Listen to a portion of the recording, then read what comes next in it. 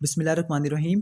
अब बारी है ट्रिप्टोफैन की। ट्रिप्टोफैन से एक बहुत इंपॉर्टेंट कंपाउंड बनता है, उसका नाम है सेरोटोनिन, जिसका केमिकल नेम 5 हाइड्रोक्सी ट्रिप्टामीन है। अगर ट्रिप्टोफैन से सेरोटोनिन बनाना हो तो क्या क्या रिएक्शन हो? सबसे पहले ट्रिप्टोफैन की हाइड्रोक्सिलेशन होगी, एंजाइम होगा ट्रिप्टोफैन हाइड्रोक्सिलेज। ये एंजाइम ट्रिप्टोफैन को कन्वर्ट करा देगा 5 हाइड्रोक्सी ट्रिप्टोफैन में।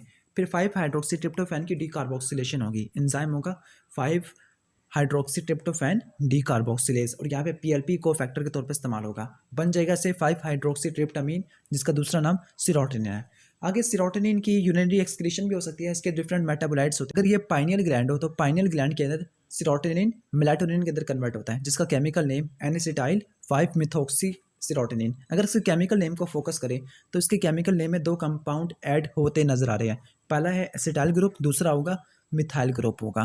तो अगर हमने सेरोटोनिन से बनाना हो मेलाटोनिन तो एसिटाइल ग्रुप ऐड करना पड़ेगा, बनेगा एनएसिटाइल सेरोटोनिन। फिर हम इसमें से मिथाइल ग्रुप ऐड कर देंगे ऑक्सीजन एटम के ऊपर, तो बन जाएगा से एनएसिटाइल 5 मिथॉक्सी सेरोटोनिन, या जिसको हम कहते हैं मेलाटोनिन। सेरोटोनिन के अपने फिजियोलॉजिकल रोल होते हैं। पहला ये है कि ये वेजो कॉन्स्ट्रिक्टर के तौर पे काम आता है, स्मूथ मसल की कॉन्ट्रैक्शन को स्टिमुलेट करेगा, ये मूड को कंट्रोल करता है, ये स्लीप के पाथवे को भी कंट्रोल करता है, ये एनाल्जेसिस सिस्टम में भी आता है। तो इसके बहुत ज़्यादा इंपॉर्टेंट फंक्शन होते हैं। मेलाटोनिन पाइनियल ग्लैंड से रिलीज होता है और इसका फंक्शन होता है कि सर्काडियन रिदम को भी कंट्रोल करना और रिप्रोडक्शन के प्रोसेस को भी सप्रेस करना। ये स्लीप को भी प्रमोट करता है मेलाटोनिन, और इसके अलावा दूसरे फंक्शन भी है इसके। अब सेरोटोनिन की कैटाबॉलिज्म को पढ़ते हैं। सेरोटोनिन की कैटाबॉलिज्म के लिए दो पाथवे होते हैं, यानी पहले पाथवे में ये होता है कि मोनोअमीन ऑक्सीडेज पहले यूज़ हो जाएगा, जबकि दूसरे पाथवे में मोनोअमीन ऑक्सीडेज बाद में यूज़ होगा। पहले पाथवे में देख लेते हैं। पहले पाथवे में मोनोअमीन ऑक्सीडेज सेरोटोनिन की ऑक्सीडेटिव डीअमाइनेशन करा रहा है। ऑक्सीडेटिव का मतलब ऑक्सीजन एटम को ऐड करवा के अमोनिया को निकालवा देना, तो बनेगा इससे 5 hydroxy indole 3 acetate. 5 hydroxy indole 3 acetate में मिथाइल ग्रुप ऐड करना है, तो बनेगा 5 मिथॉक्सी इंडोल 3 एसीटेट। ये हाइड्रोक्सी भी और मिथॉक्सी कंपाउंड दोनों की कॉन्जुगेशन होती है। कॉन्जुगेशन किस जगह पे होगी? स्पेसिफिकली लीवर के अंदर होती है, और कॉन्जुगेशन के नतीजे में इनकी पोलैरिटी ज़्यादा हो जाती है, इनको यूरिन के अंदर एक्सक्रीट करना बहुत आसान हो जाता है। तो 5 हाइड्रोक्सी इंडोल 3 एसीटेट या फिर 5 मिथॉक्सी इंडोल 3 एसीटेट ये यूरिन के अंदर एक्सक्रीट होते हैं कॉन्जुगेट की फॉर्म में। सेरोटोनिन का दूसरा कैटाबॉलिक पाथवे कौन सा होता है? इस कैटाबॉलिक पाथवे में मिथाइल ग्रुप पहले ऐड हो जाएगा, बनेगा इसे 5 मिथॉक्सी ट्रिप्टामीन। 5 मिथॉक्सी ट्रिप्टामीन के ऊपर एक्शन करेगा मोनोअमीन ऑक्सीडेज, जो इसकी ऑक्सीडेटिव डीअमाइनेशन कराएगा, यानी ऑक्सीजन को ऐड करवा के अमोनियम को रिलीज करवा देगा, बनेगा इसे 5 मिथॉक्सी इंडोल 3 एसीटेट। इसकी कॉन्जुगेशन होगी लीवर के अंदर और ये यूरिन के अंदर एक्सक्रीट हो जाएगा। हम क्यों पढ़े इनकी एक्सक्रीटरी प्रोडक्ट को? बिकॉज अगर ऐसे सेल्स जो सेरोटोनिन को प्रोड्यूस करते हैं उनमें उनके अंदर ट्यूमर हो जाए, ट्यूमर होने की वजह से सेरोटोनिन की कैटाबॉलिज्म भी ज़्यादा हो जाएगी, तो यूरिन में हमें ये कंपाउंड्स ज़्यादा देखने को मिलते हैं। कौन से? 5 मिथॉक्सी इंडोल 3 एसीटेट और 5 हाइड्रोक्सी इंडोल 3 एसीटेट, यानी हाइड्रोक्सी कंपाउंड और मिथॉक्सी कंपाउंड। कंडीशन में सेरोटोनिन की ओवर प्रोडक्शन होती है, उस कंडीशन को बोलते हैं हम कार्सिनॉइड सिंड्रोम, या इसको अर्जेंट एफिनोमा भी बोलते हैं। कंडीशन के अंदर जो ग्लाइसिन कॉन्जुगेट है 5 हाइड्रोक्सी इंडोल 3 एसीटेट, इसकी अमाउंट ज़्यादा हो जाएगी। क्यों ज़्यादा हो जाएगी? क्योंकि सेरोटोनिन की ओवर प्रोडक्शन हो गई है ट्यूमर की वजह से। Next come tyrosine. टायरोसिन से दो कंपाउंड्स बनते हैं, एक डोपा, दूसरा थायराइड हार्मोन। डोपा से मजीद दो कंपाउंड्स बनते हैं, कैटेकोलामीन और मेलानिन। कैटेकोलामीन के अंदर मजीद 3 कंपाउंड्स होते हैं, dopamine, epinephrine, norepinephrine. Thyroid hormone कौन कौन से होते हैं? T3 and T4। पहले हम बात कर लेते हैं इनकी डोपामीन की। तो जो टायरोसिन होता है, टायरोसिन की हाइड्रोक्सिलेशन होती है, हाइड्रोक्सिलेशन के लिए एंजाइम होगा टायरोसिन हाइड्रोक्सिलेज, और यहाँ पे BH4 को फैक्टर के तौर पर इस्तेमाल होगा, इससे बनेगा डोपा। डोपा से मेलानिन भी बन सकता है, डोपा से कैटेकोलामीन भी बन सकता है। हम यहाँ पर कैटेकोलामीन की फॉर्मेशन पढ़ लेते हैं।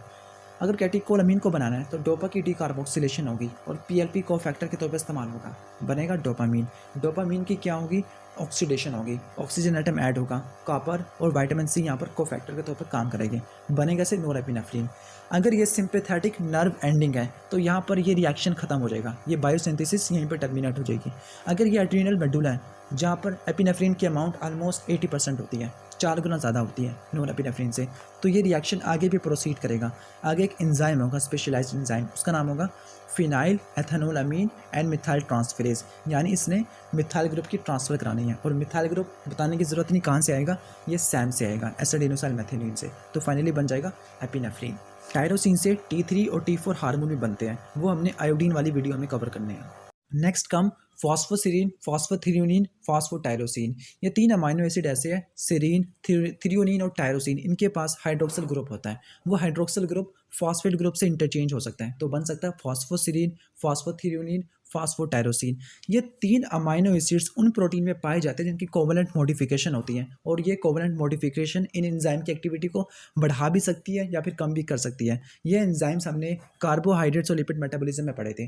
फॉर एग्जांपल एक एंजाइम था ग्लाइकोजन फॉस्फोरिलेज। अगर ग्लाइकोजन फॉस्फोरिलेज की फॉस्फोरिलेशन हो तो ये एंजाइम एक्टिव होता है, और अगर इस एंजाइम की डीफॉस्फोरिलेशन हो तो ये एंजाइम इनएक्टिव होता है। ग्लाइकोजन सिंथेस की फॉस्फोरिलेशन हो तो ये एंजाइम क्या होता है, ये इनएक्टिव होता है, और अगर इसकी डीफॉस्फोरिलेशन कराए जो इंसुलिन करवाती होती है तो ये एक्टिव होता है। जो एक्चुअली फॉस्फेट ग्रुप ऐड होता है, फॉस्फेट ग्रुप रिमूव होता है, वो प्रोटीन के स्पेसिफिक सेरीन, थ्रियोनिन और टायरोसिन रेसिड्यूज में होता है। तो इसका मतलब ये 3 अमाइनो एसिड्स कोवलेंट मॉडिफिकेशन में पार्टिसिपेट करते हैं। नेक्स्ट कम सार्कोसिन, जिसका केमिकल नेम होता है N methyl glycine. N methyl glycine का मतलब ये ग्लाइसिन की मिथाइलेशन से बनेगा, कि फॉर्मेशन ग्लाइसिन से होती है। अलबत्ता इसके स्टेप्स डिफरेंट होते हैं, पाथवे डिफरेंट होता है। मिसाल के तौर पर पाथवे नंबर 1 में देख लेते हैं, इसकी जो फॉर्मेशन होती है सार्कोसिन की, वो डाई मिथाइल ग्लाइसिन से होती है। एक एंजाइम होता है जो जिसमें फ्लेवोप्रोटीन होती है FADH2 की फॉर्म में, उस एंजाइम का नाम होता है डाई मिथाइल ग्लाइसिन डिहाइड्रोजिनेज, जिसने डाई मिथाइल ग्लाइसिन की ऑक्सीडेशन करानी है। और यहाँ पर एक कोफैक्टर के तौर पे भी एक चीज़ काम आएगी, वो होगी reduce pteroyl pentaglutamate. Finally reaction क्या होगा, dimethyl glycine plus FADH2 plus H4 TPG plus water is equal to sarcosine plus N-फॉर्माइल TPG। दूसरा पाथवे ये हो सकता है कि हम डायरेक्ट ग्लाइसिन की मिथाइलेशन कराएं। मिथाइलेशन कराने के लिए हम सैम को यूज़ करें, glycine plus SAM is equal to sarcosine plus S adenosyl homocysteine. तो ये थी इसकी एनाबोलिज्म। अब इसकी कैटाबोलिज्म करनी है, तो इसके पाथवे नंबर 1 को हम उलट कर देते हैं। उलट करने का मतलब बायोसिंथेसिस में इस्तेमाल हुआ था FADH2, कैटाबोलिज्म में इस्तेमाल होगा FAD। बायोसिंथेसिस और कैटाबोलिज्म दोनों में इस्तेमाल होगा रिड्यूस टिरोइल पेंटाग्लूटामेट कोफैक्टर के तौर पर, दोनों में वाटर यूज़ होगा। फाइनली बनेगा क्या, ग्लाइसिन बनेगा और N-फॉर्माइल TPG भी बनेगा। एक्शन में एक्चुअली मिथाइल ग्रुप ट्रांसफ़र हो रहा है ग्लाइसिन से सार्कोसिन और सार्कोसिन से ग्लाइसिन में, तो उसका मतलब ये रिएक्शंस ये मिथाइल ग्रुप यानी 1 कार्बन यूनिट के तौर पे के सोर्स के तौर पे भी काम आते हैं। दूसरी इसकी ये सिग्निफिकेंस ये है कि डीमिथाइलेशन रिएक्शन में FADH2 भी प्रोड्यूस होता है। वो FADH2 इलेक्ट्रॉन ट्रांसपोर्ट चेन के पास जाएगा, वहाँ से ऑक्सीडाइज होकर और अपने रिड्यूसिंग इक्विवेलेंट डोनेट कर देगा, वो ATP को बनाने के लिए इस्तेमाल हो जाएगी। Next come creatine and creatinine. Creatine की फॉर्मेशन के लिए 3 अमाइनो एसिड की ज़रूरत पड़ती है, हमने बताया था पहले, glycine, guanidino group of arginine and methionine. Methionine actually SAM की फॉर्म में होता है। रिएक्शंस क्या हो गए, glycine guanidino group of arginine से रिएक्शन करेगा तो बनेगा ग्वानिडिनो एसीटेट, एंजाइम होगा amidino transferase. Finally guanidino acetate की होगी मिथाइलेशन होगी तो एंजाइम मिथाइल ट्रांसफरेज होगा, तो इससे बनेगा क्रिएटिन। क्रिएटिन आगे मसल के पास जाएगा और मसल के अंदर इसका काम होगा एनर्जी को स्टोर करना, रिजर्व्स के तौर पे काम आएगा, तो ये एक्स्ट्रा ATP को ट्रैप कर लेगा और बन जाएगा क्रिएटिन फॉस्फेट। जब भी मसल को ATP की ज़रूरत पड़ेगी, जैसे मसल की कॉन्ट्रैक्शन हो रही है तो ATP की ज़रूरत पड़ती है, तो ये अपना फॉस्फेट ग्रुप ATP को दे देगा, ADP को देने की वजह से ATP बनेगा, वो ATP एनर्जी प्रोवाइड करेगी और फाइनली कन्वर्ट हो जाएगा क्रिएटिनिन में। क्रिएटिनिन की 24 आवर में जो जितनी एक्सक्रीशन होती है वो डायरेक्टली प्रोपोर्शनल होती है मसल मैस से। जितना ज़्यादा मसल मैस होगा उतने ज़्यादा क्रिएटिनिन की एक्सक्रीशन भी ज़्यादा होगी, मसल मैस कम होगा तो क्रिएटिनिन की एक्सक्रीशन भी कम होगी। तो क्रिएटिनिन के लेवल को मेजर करें तो हमें ये पता चल जाएगा कि आया कि ये सैंपल 24 घंटे का है या नहीं है। बाकी इसको डिटेल से हम देखेंगे इसकी अपनी सेपरेट वीडियो में।